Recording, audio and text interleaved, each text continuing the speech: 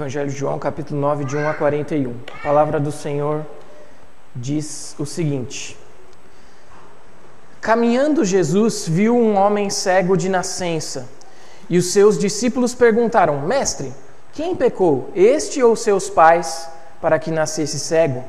Respondeu Jesus: Nem ele pecou, nem seus pais, mas foi para que se manifestem nele as obras de Deus. É necessário que façamos as obras daquele que me enviou enquanto é dia.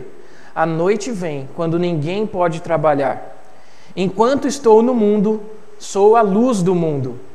Dito isso, cuspiu na terra e, tendo feito lodo com a saliva, aplicou-o aos olhos do cego, dizendo-lhe: Vai, lava-te no tanque de Siloé, que quer dizer enviado. Ele foi, lavou-se e voltou vendo.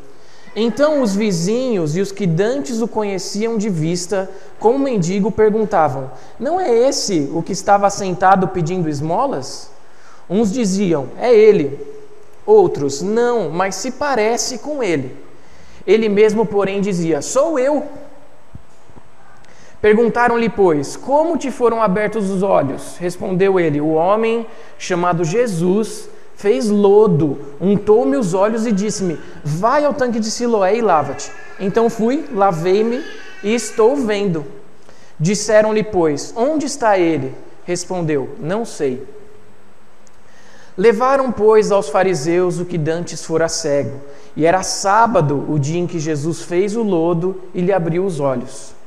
Então os fariseus, por sua vez, lhe perguntaram como chegar a ver. Ao que lhes respondeu: Aplicou lodo aos meus olhos, lavei-me e estou vendo. Por isso alguns dos fariseus diziam: Esse homem não é de Deus, porque não guarda o sábado. Diziam outros: Como pode um homem pecador fazer tamanhos sinais? E houve dissensão entre eles. De novo perguntaram ao cego: Que dizes tu a respeito dele, visto que te abriu os olhos? Que é profeta, respondeu ele.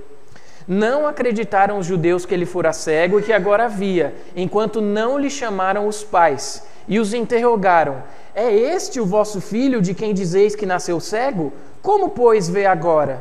Então os pais responderam: Sabemos que este é o nosso filho que nasceu cego, mas não sabemos como vê agora, ou quem lhe abriu os olhos também não sabemos. Perguntai a ele: idade tem, falará de si mesmo.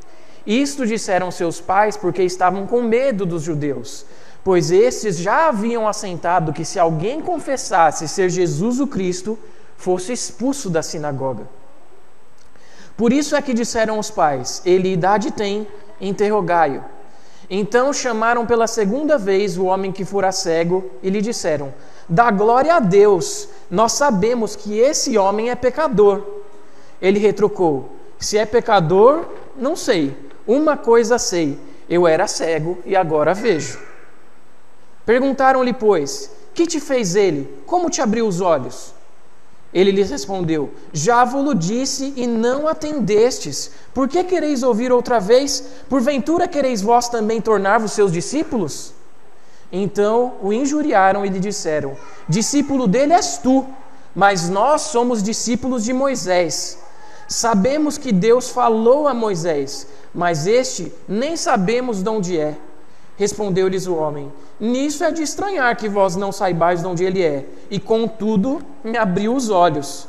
Sabemos que Deus não atende a pecadores, mas pelo contrário, se alguém teme a Deus e pratica a sua vontade, a este atende. Desde que há mundo, jamais se ouviu que alguém tenha aberto os olhos a um cego de nascença. Se este homem não fosse de Deus, nada poderia ter feito. Mas eles retrucaram: Tu és nascido todo em pecado e nos ensinas a nós? E o expulsaram. Ouvindo Jesus que o tinham expulsado, encontrando-lhe, perguntou: Crês tu no Filho do Homem? Ele respondeu e disse: Quem é, Senhor, para que eu nele creia? E Jesus lhe disse: Já o tens visto, e é o que fala contigo. Então afirmou ele: Creio, Senhor, e o adorou. Prosseguiu Jesus: Eu vim a este mundo para juízo, a fim de que os que não veem, vejam, e os que veem se tornem cegos. Alguns dentre os fariseus que estavam perto dele perguntaram-lhe: Acaso também nós somos cegos? Respondeu-lhe Jesus: Se fosseis cegos, não teríeis pecado algum, mas porque agora dizeis, nós vemos, subsiste o vosso pecado. Vamos orar? Senhor, nós precisamos agora e suplicamos a Tua iluminação que vem através do Teu Espírito para que compreendamos a Tua palavra. Abençoa a mim e aos meus irmãos, para que da minha boca saiam palavras de vida, segundo a Tua vontade, e para que os ouvidos e corações de cada um de nós presentes aqui nessa noite estejam prontos a ouvir do Teu Espírito a mensagem que o Senhor registrou nas Escrituras. Abençoa-nos assim, nós pedimos em nome de Jesus. Amém. Meus irmãos, este capítulo 9 é mais um dos sinais que Jesus executa no Evangelho de João. Um sexto sinal que Jesus executa, mostrando uma coisa importante. A ideia do Evangelho de João é como mostrar um julgamento sobre a identidade de Jesus. João quer mostrar que Jesus, apesar de julgado, efetivamente pelos judeus, é o Messias. E esse texto não poderia ser mais claro sobre isso. Não poderia ser mais claro. E nós veremos como essas coisas que Jesus fez nos ensinam ainda hoje a viver à luz do Evangelho. O texto é bastante simples, embora tenha algumas partes, é um texto simples, mas é um texto muito rico, porque o personagem aqui que é curado no capítulo 9 é muito interessante. Ele é um pouco diferente de outras pessoas que foram curadas por Jesus, porque ele é um pouco engraçado, talvez. Eu leio esse capítulo 9 de João e em alguns momentos eu dou um pouco de risada, por causa dos desafios que esse cego de nascença faz aos judeus, que estão julgando a cura dele e o que aconteceu com ele. Fato é que a história da cura é bastante rápida. Diz que em algum momento da sua peregrinação ali pelas terras de Jerusalém, Jesus viu um homem que era cego de nascença. O texto nem diz como que Jesus sabe que ele era um cego de nascença. Provavelmente era um conhecimento geral. Talvez esse homem fosse conhecido da vila, a gente sabe que as doenças, esse tipo de doença era bastante divulgado entre a população daquela época, e de alguma maneira isso chegou a Jesus. Ele viu esse homem cego de nascença, e o fato é que seus discípulos perguntam para ele: Mestre, quem pecou, esse homem ou seus pais, para que ele nascesse cego? Por quê? A ideia corrente naquela época, e muitas vezes a ideia que corre entre nós, no nosso tempo, é que para acontecer coisa ruim, a pessoa tem que ter pecado, tem que ter feito alguma injustiça. De alguma maneira ela mereceu aquela punição, nesse caso a cegueira. E o fato é que Jesus responde de uma maneira que faz eco com outras coisas que já apareceram no texto bíblico. Jesus responde para os seus discípulos: ele não pecou, seus pais não pecaram. Ele é dessa maneira, ele nasceu cego para que na vida dele fossem demonstradas as obras de Deus, para que na vida dele fossem manifestadas as obras de Deus. Nós também nascemos com uma série de condições, não necessariamente cegueira, mas todo tipo de condição, também para que em nós se manifeste a obra de Deus. Mas isso nós vamos ver daqui a pouquinho. O fato é que, se você pensar, por exemplo, na vida de Jó, no livro de Jó, que pecado Jó cometeu para que viessem todas aquelas coisas sobre ele? Não, aquilo tudo era parte da providência divina. Deus estava no controle e tudo aquilo foi para que a glória de Deus se manifestasse de maneira mais ampla, para que a glória de Deus fosse demonstrada na vida dele. E aqui também, na vida desse cego de nascença. Jesus destaca: é necessário que nós façamos as obras daquele que me enviou enquanto é dia. É necessário que nós hajamos rapidamente, porque a noite está vindo, quando ninguém mais vai poder trabalhar. E Jesus afirma no versículo 5 algo que é muito importante para o resto do texto. O versículo 5 é a afirmação de Jesus seguinte: enquanto estou no mundo, sou a luz do mundo. Guarde essas palavras, guarde o versículo 5. E assim que Jesus disse isso, ele cuspiu na terra, fez lodo com a saliva, né? Pegou a sua saliva ali, misturou um pouquinho com a terra, fez um lodozinho, uma lamazinha, aplicou aos olhos do cego e disse para o cego: vai, lave-se no tanque de Siloé, no tanque do enviado. Jesus envia o cego para esse tanque que chama tanque do enviado. E ele vai, se lava e volta vendo. E essa é a cura do cego. É assim que ele é curado. Jesus, assim que ele afirma, eu, enquanto estou no mundo, sou a luz do mundo, interessantemente, ele permite que uma pessoa veja a luz. Ele permite que a luz chegue aos olhos daquele cego. Mas tem mais coisa aqui. Às vezes a gente pensa, nossa, que história estranha e um pouco nojenta, né? Quem gostaria de ser curado com lodo feito com saliva? Às vezes a gente está conversando e, com perdão, né, a gente, às vezes por acidente, solta alguma coisinha na outra pessoa e é motivo já de desculpa, de nojo. Imagina Jesus, que não deve ter sido um cuspe muito delicado para montar lodo e aplicar aos olhos daquele cego. Mas é isso que é feito. É assim que o milagre foi feito por Jesus Cristo. Mas nós vamos ver mais para frente por que Jesus fez assim. O fato é que, depois da sua cura, as pessoas em volta, aqueles que o conheciam como mendigo, perguntavam: esse aí não é aquele que estava sentado pedindo esmolas? Ora, a doença colocava as pessoas em uma situação de miséria, miserabilidade. E ele precisava pedir esmolas. Por quê? Porque ele era cego, não tinha condição de trabalhar. E as pessoas viam aquilo e falavam: esse aí não era o que estava pedindo esmolas? E alguns, né, tinham uma discussão, aí o texto nos diz, versículo 9 diz, que uns falavam: não, realmente é esse homem mesmo. E outros: não, é só uma pessoa parecida. E ele mesmo afirmava: sou eu. Era eu que estava ali sentado pedindo esmolas e agora estou andando por aí, né? Perguntaram-lhe, pois, como os seus olhos foram abertos. E ele narra com simplicidade: o homem chamado Jesus foi quem fez o lodo, untou os meus olhos e me disse: vai ao tanque de Siloé e lava-te. Então fui, lavei-me e estou vendo.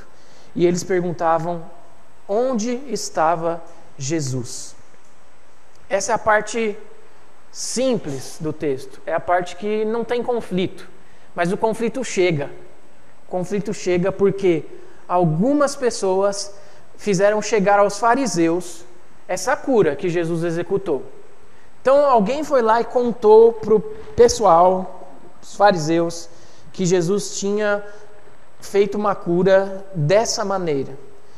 E o versículo 14 destaca uma coisa importante: era sábado o dia em que Jesus fez o lodo e lhe abriu os olhos. Por que essa informação é importante? Porque os próprios fariseus vão destacar isso. No versículo 16, alguns dos fariseus dizem: esse homem não é de Deus, porque não guarda o sábado. Por que eles diziam isso, não guarda o sábado? Não é simplesmente porque Jesus tinha feito a cura. O fato de Jesus ter feito lodo com a sua saliva era considerado trabalho. E vocês sabem, se não sabem, eu posso lembrar você de que o sábado deveria ser guardado sem nenhum trabalho pelos judeus. E nenhum trabalho é nenhum trabalho mesmo. Então, das 6 da noite da sexta até as 6 da tarde de sábado, era o sabá, o shabá, e eles precisavam não fazer nada. Comida tinha que estar preparada com antecedência, tudo tinha que ser feito com antecedência. No sábado não era para trabalhar. E eles falam, Jesus, ao fazer lodo, trabalhou, não guardou o sábado. Então ele não é de Deus. Só tinha um problema.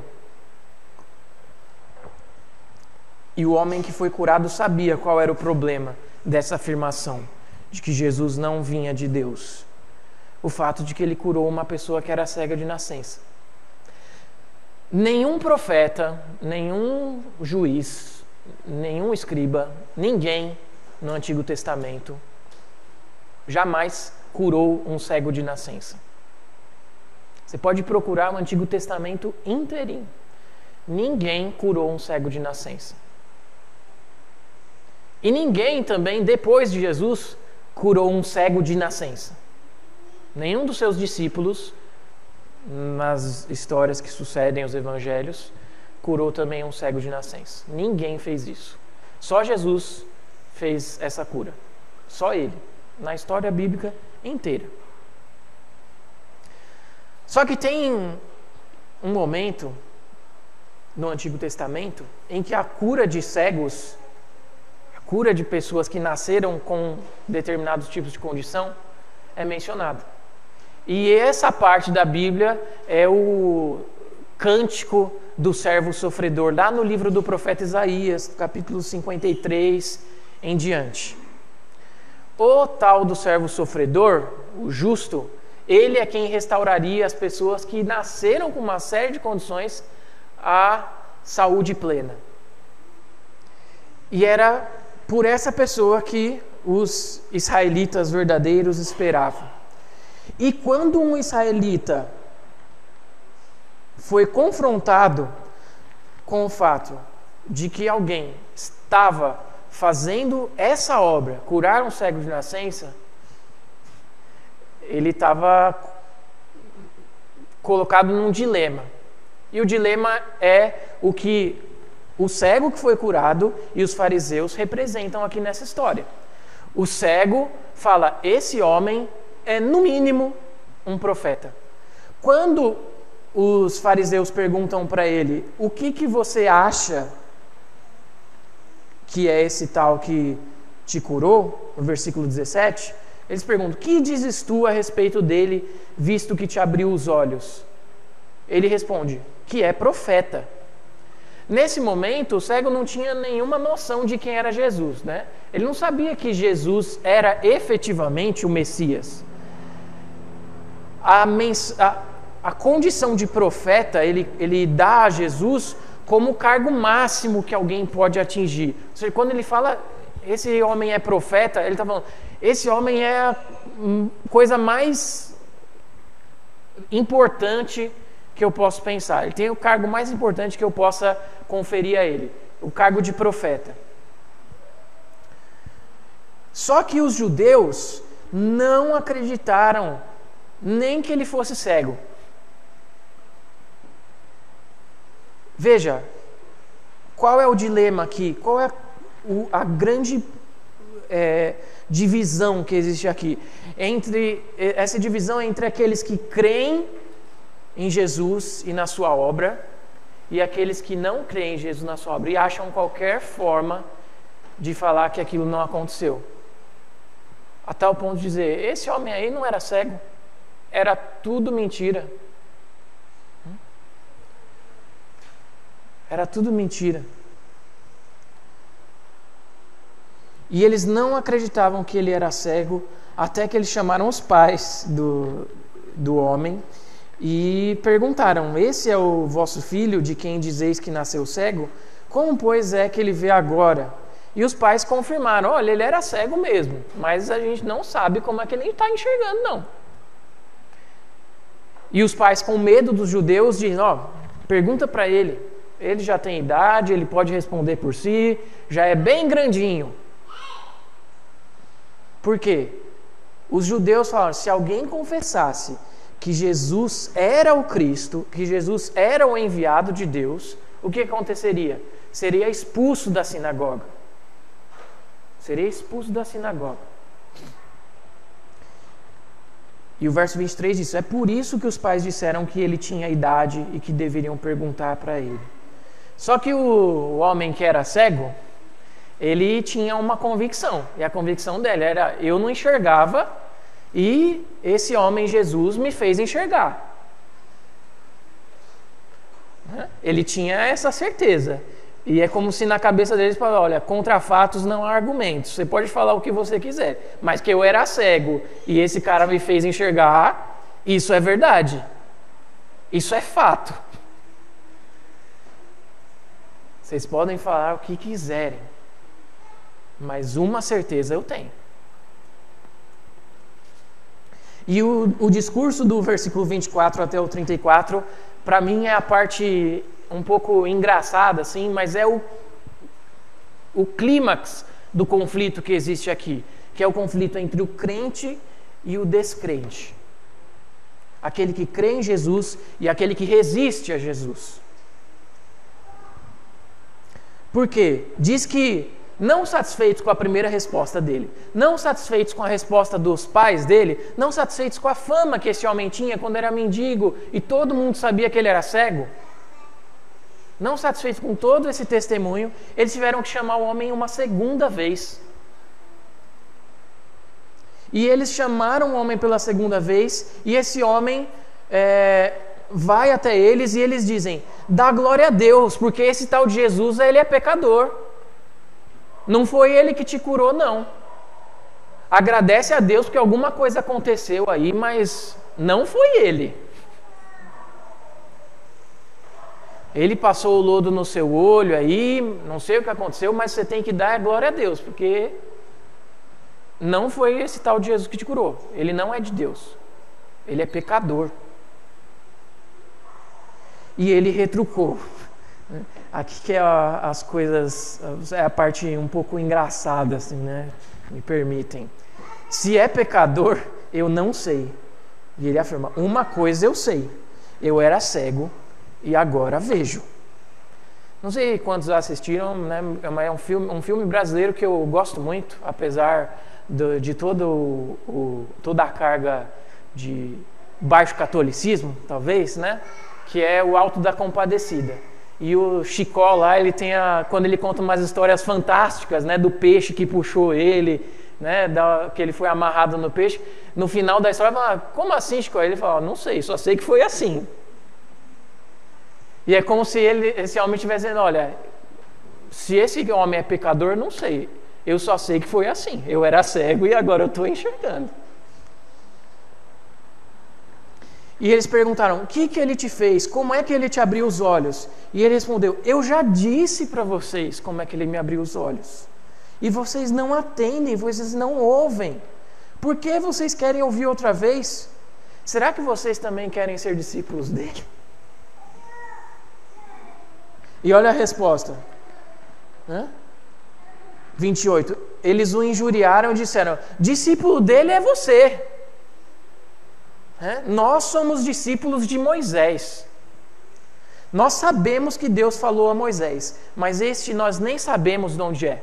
Se você lembrar de outro momento na história do Evangelho de João, você pode trazer à sua mente um momento que Jesus estava discutindo também com os fariseus e que ele falou: olha, vocês talvez não tenham percebido, mas Moisés falou de mim.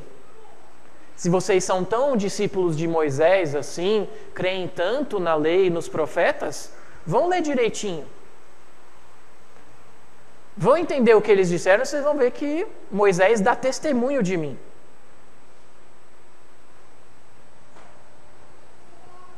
Só que olha a resposta desse homem. Esse homem, a fé dele é muito interessante. Porque ele usa ironia, talvez, para discutir com os fariseus. E ele diz: nisso é de estranhar que vós não saibais de onde ele é, e contudo, ele me abriu os olhos. Ele fez tudo isso comigo e vocês não sabem quem é ele? Vocês que são os mestres da lei, conhecem tudo em termos de religião, não sabem de onde ele vem? Fato é que os olhos daqueles homens eram os que estavam verdadeiramente cegos. Esse é o grande problema aqui. A questão central do texto não é a cegueira física daquele homem, mas é a cegueira espiritual daqueles que não creem em Jesus.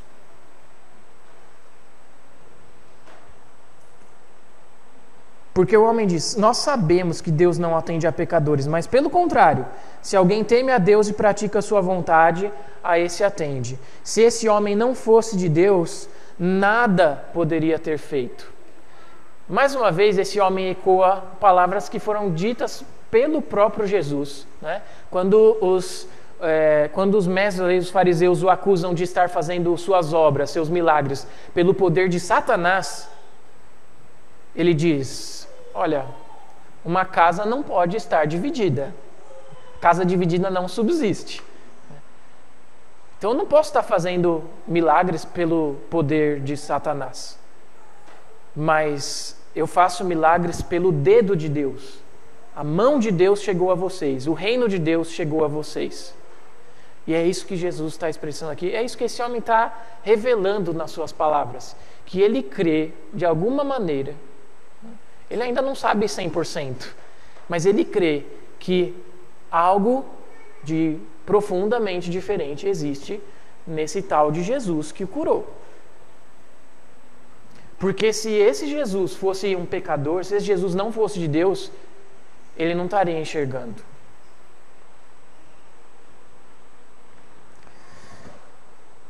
E o homem diz aqui uma coisa que eu destaquei há pouco para vocês. Desde que há mundo jamais se ouviu que alguém tenha aberto os olhos a um cego de nascença. Por quê? Porque a tradição judaica, eles conheciam o Antigo Testamento. Ninguém fez um homem que era cego de nascença enxergar. Um homem ou mulher que era cego de nascença enxergar. Ninguém tinha feito esse milagre. Se esse homem não fosse de Deus, nada poderia ter feito. Mas a resposta dos fariseus era: tu és nascido todo em pecado e você quer ensinar a nós que somos justos? E ele é expulso da sinagoga. Como se eles não tivessem pecado. O que eles não sabiam é que o pecado deles era muito pior do que eles poderiam imaginar. Por quê? O encerramento do capítulo 9 nos diz: Jesus ouve que o homem que era cego tinha sido expulso da sinagoga. E ele o encontra e pergunta: você crê no Filho do Homem? E a história só se torna mais impressionante com a resposta dele, porque ele diz: quem é para que eu nele creia? Quem é esse Filho do Homem para que eu creia nele? Jesus disse: já o tens visto, e é o que fala contigo.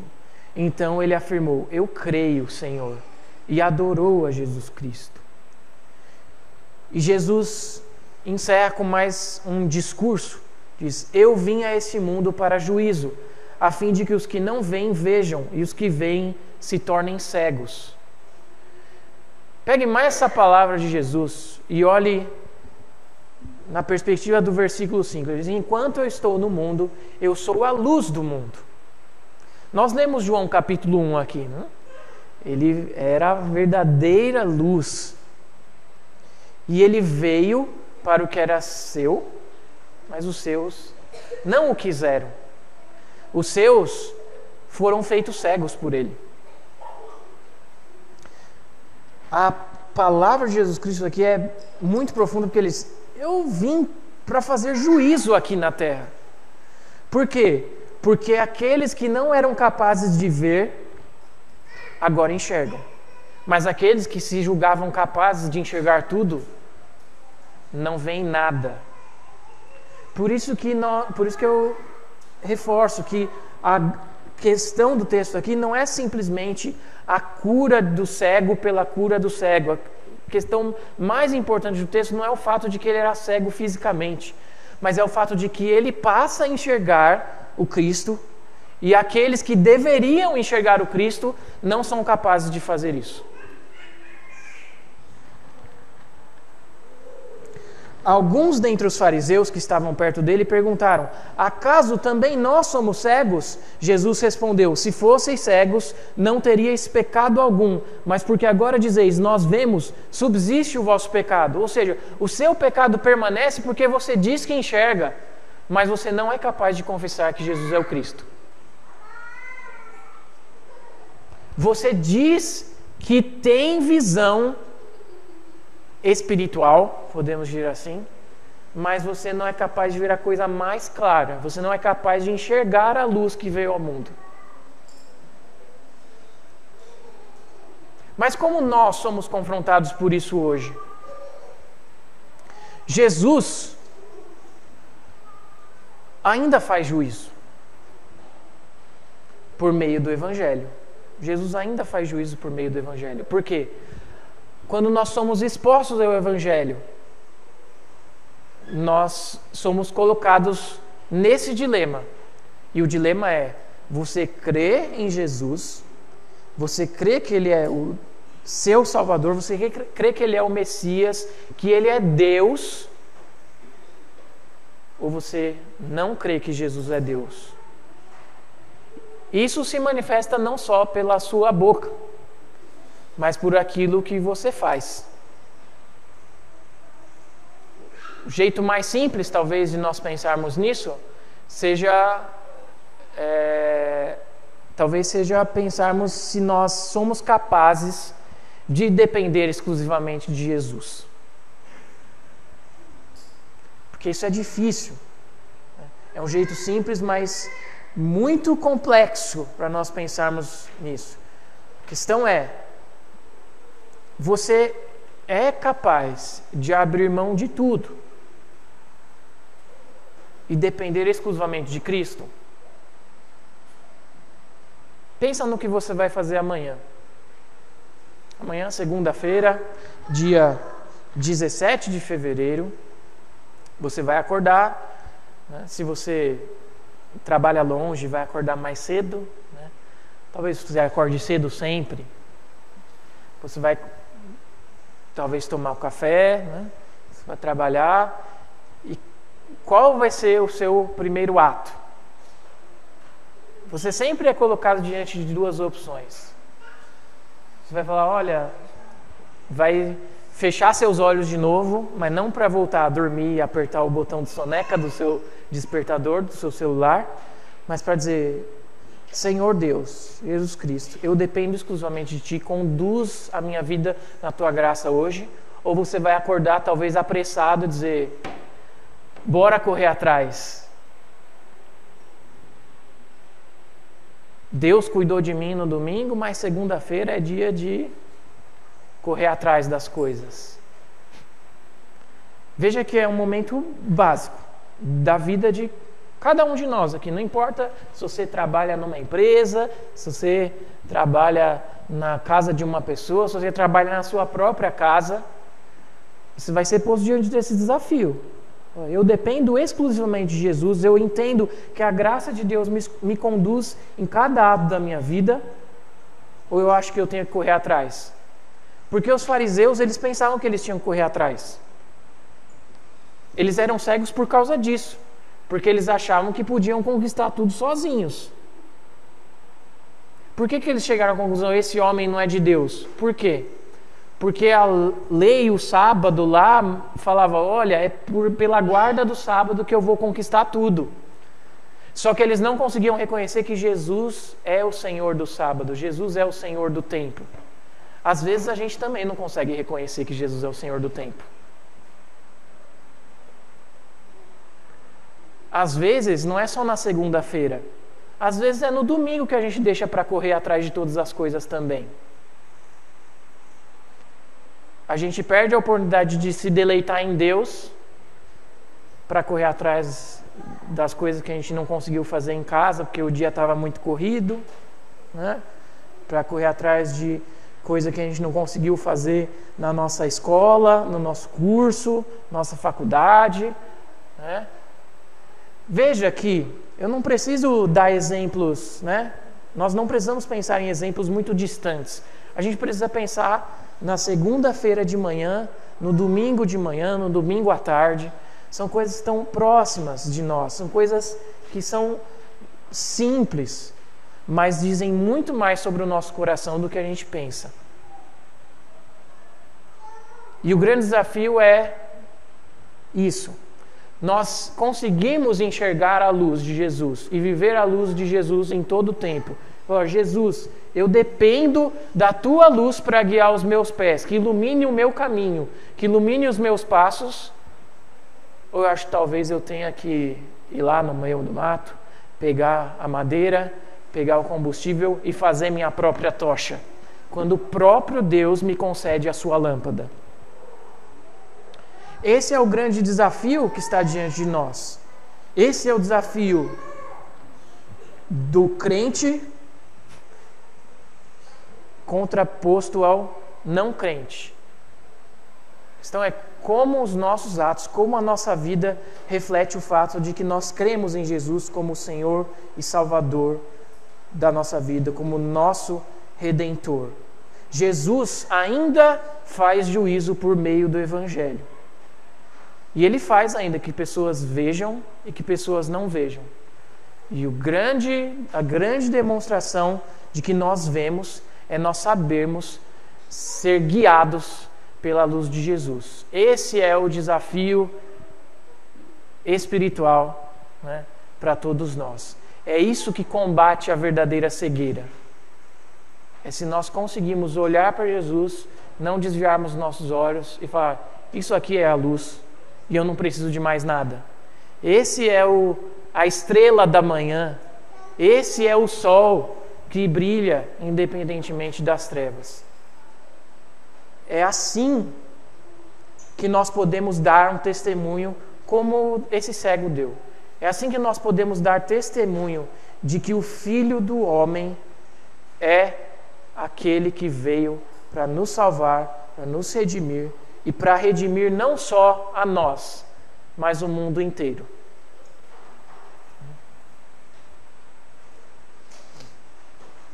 Que Deus nos abençoe.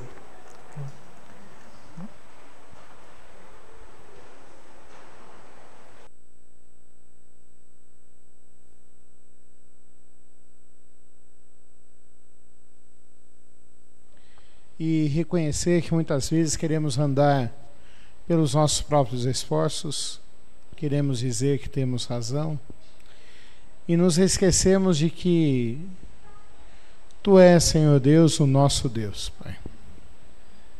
Que nós confiamos em Ti, que precisamos de Cristo, que precisamos crer de fato e de verdade na Tua direção, na Tua iluminação e na pessoa de Cristo, Pai.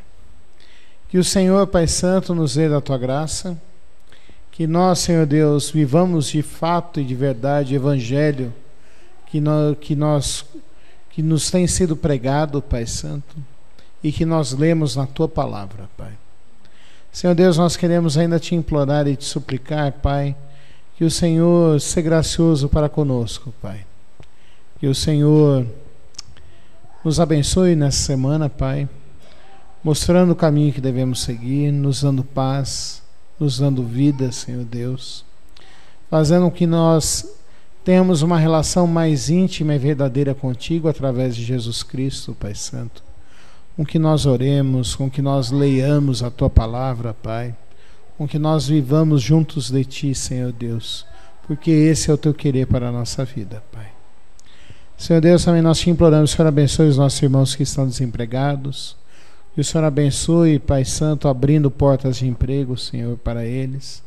Também Te imploramos, Senhor Deus, que Tu cuides dos nossos irmãos enfermos, que confiamos em Ti, confiamos na Tua graça, mas nós dependemos do Senhor para isso, Pai. Que o Senhor faça o Teu querer e a Tua vontade sobre a vida deles, Pai. Também Te imploramos e Te suplicamos pelas nossas famílias, que o Senhor nos dê a Tua graça para que haja paz dentro dos nossos lares, Senhor Deus, que os problemas sejam tratados, que eles sejam curados, Senhor Deus, para a Tua honra e Tua glória, Pai. Abençoa a Tua igreja, dá crescimento para ela, dê vida para ela, Senhor Deus. É a nossa oração, Senhor Deus, em nome de Jesus Cristo. Amém.